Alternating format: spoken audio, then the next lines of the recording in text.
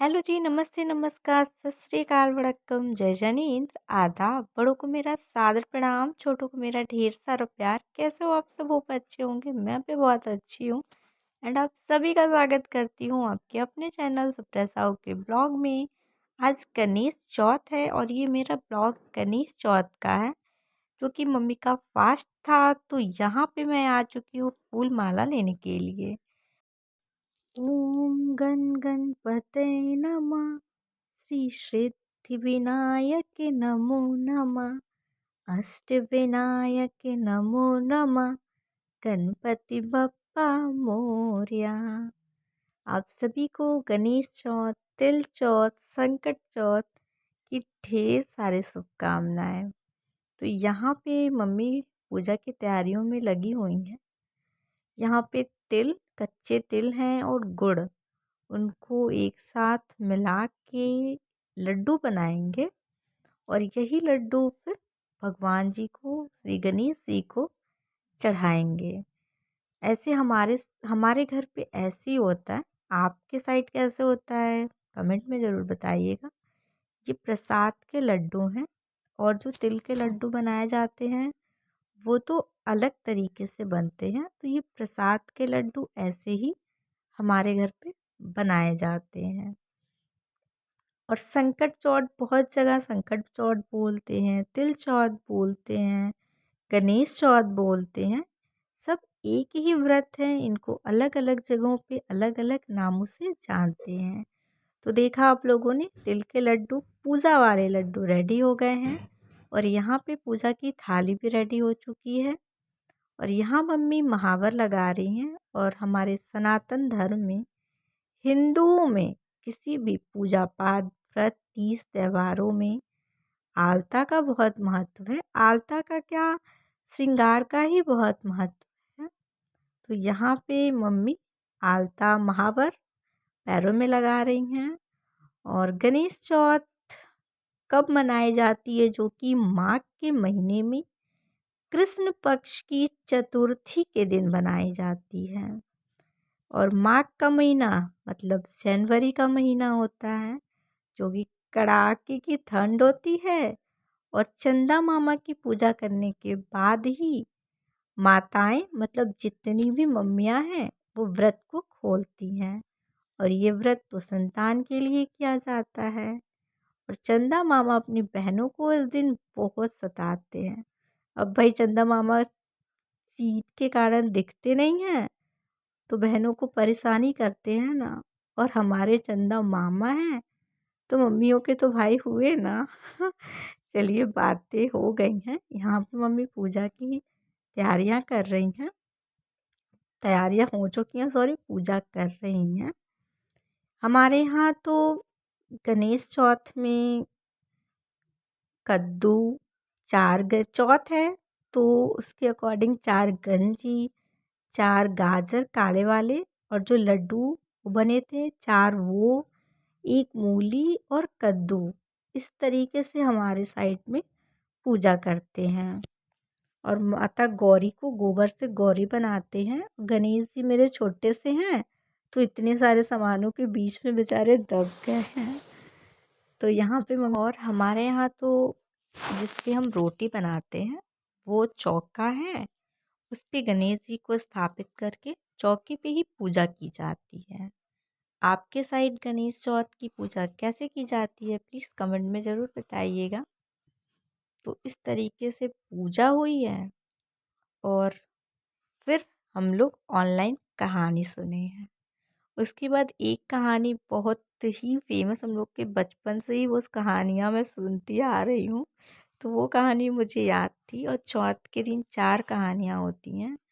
तो आजकल तो सब ऑनलाइन का ज़माना है, तो 3 कहानियाँ तो मम्मी ने फ़ोन से सुन ली और चौथी कहानी देखिए मैं एक कथाकार देवरानी बनी थी। हूँ। तो देवरानी थोड़ी गरीब थी और जेठानी बहुत अमीर थी। तो देवरानी अपने घर का भारत पोषण उसने जेठानी के घर पे जाके काम करके जो भी उसको मिलता जुलता था उसी से अपना परिवार चलाती थी। तो ऐसे ही एक दिन गणेश चौथ का दिन आया। अब भाई उनके पास तो पैसा था जेठानी के पास, तो खूब अच्छे से तिल लड्डू बनाई अच्छे से पूजा पाठ का अपना जो भी पूजा पाठ का जो भी सामान सामग्री था वो तो सब ले आई। अब ये देवरानी क्या करती, तो भाई वो डेली काम करने तो जाती थी उनके घर। तो उस दिन भी, चौथ के दिन भी गई, हाथ बटाई, उनका काम उम कराई। तो जब तिल जैसे होता है तो हम लोग तिल को जब पटकते हैं तो भूसी तो हम लोग निकाल देते हैं। तो अब वो क्या करे, उसके पास वो तिल नहीं था, पूजा भी उसको भगवान जी का करना था। तो वो क्या करती है, जो भूसी निकलता है उसको पूरा इकट्ठा करती है और अपने घर ले आके जैसे तैसे होता है अपना श्रद्धा के अनुसार, कहते हैं ना कि जितनी श्रद्धा हो भगवान को सब समर्पित करो, तो भगवान तो ग्रहण करते ही हैं, बस मन में श्रद्धा होनी चाहिए। तो जैसे तैसे अपना पूजा पाठ वो पूरा करती है। अब जब रात होता है तो गणेश भगवान उसके घर पे आते हैं और वो पूछते हैं कि तुम क्या लोगी, छर लोगी कि भर लोगी। अब वो बोलती है कि हम छर लेंगे। तो गणेश जी उसके पूरे घर में मल त्याग देते हैं। तो अब वो फिर जब सुबह होता है तो उठती है, अब देखती है कि मेरे घर में तो पूरा सोना सोना भरा हुआ है। फिर उसको याद आता है कि अरे तो गणेश जी आए थे और हम छर बोले थे, जिसकी वजह से पूरा उसके घर में गणेश भगवान उसकी श्रद्धा को देख के पूरा उसको माला माल कर देते हैं। अब भाई उसके पास पैसा हो गया तो वो क्यों जाती दूसरे के घर काम करने, तो दूसरे दिन वो नहीं जाती है। तो उसकी जेठानी सोचती है कि लग रहा है चौथ का व्रत रही होगी, तबीयत तबीयत खराब हो गया होगा, नहीं आई होगी। तो एक दिन बीता, 2 दिन बीता, 3 दिन, ऐसे जब बीता गया समय तो अपने देवरानी के घर आई और देख रही है उसका घर तो पूरा एकदम भरा पूरा है, राशन है, सब कुछ उसके घर में भरा पड़ा है। तो पूछती है कि ऐसा क्या हो गया, तो जैसे जैसे वो पूजा की रहती है अपने जेठानी को बता देती है। अब जेठानी तो भाई लालची निकल गई। तो फिर करवा चौथ, ऐसे सॉरी, भगवान जी माफ करिएगा, गणेश चौथ का दिन आता है। अब जेठानी भी सोचती है कि ऐसे ही हम हमको भी खूब लखपति बना देंगे भगवान जी, विघ्नहर्ता गणेश भगवान।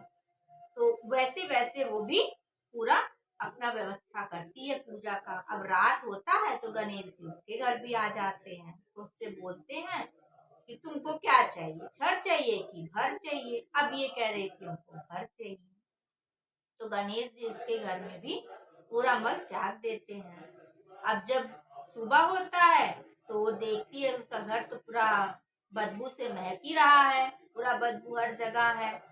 तो जैसे गणेश भगवान विघ्नहर्ता उस देवरानी के विघ्न बाधा को पूरा किए, उसी तरह सबके विघ्न बाधाओं को दूर करें। जय गणेश भगवान, जय विघ्नहर्ता गणेश भगवान की जय। ये कहानी ना बचपन से सुनते आ रही हूँ, पूरी माइंड में सेट थी।